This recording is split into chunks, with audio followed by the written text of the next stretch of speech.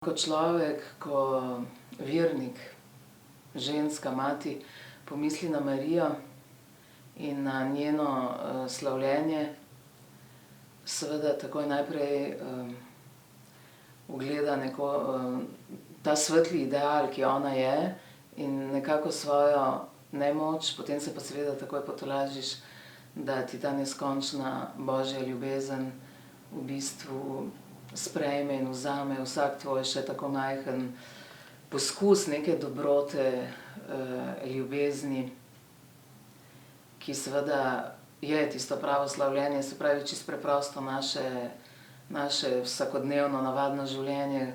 Nekako se trudim, da bi se zavedala, da je moje življenje, moja hiša, moje stanovanje, ljudje, ki so z menoj, da je to en majhen Nazaret, se pravi eno v bistvu skromno okolje. Od mene se v nekem tem materialnem smislu ne zahteva nič posebnega.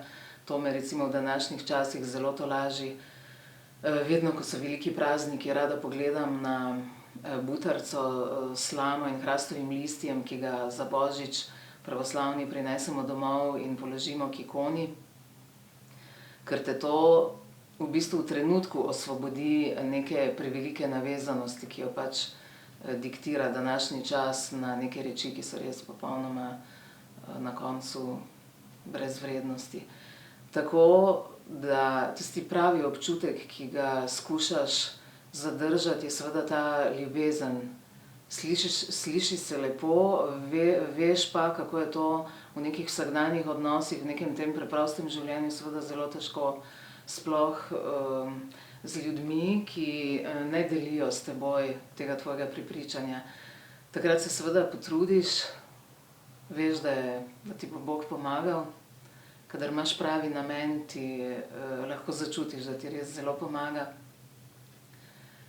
No, in Marija je ta svetli ideal, kako biti preprost, kako živeti ta svoj Nazaret, obenem pa seveda kako zelo mu pripadati vsak trenutek.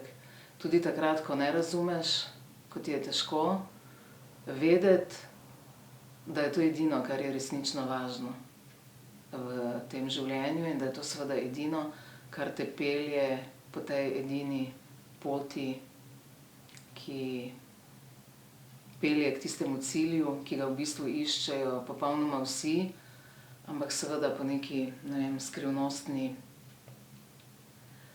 skrivnostnem božjem načrtu ga eni najdejo prej, drugi kasneje, nekateri Bog ve kdaj, to seveda vse ostaja skrivnost.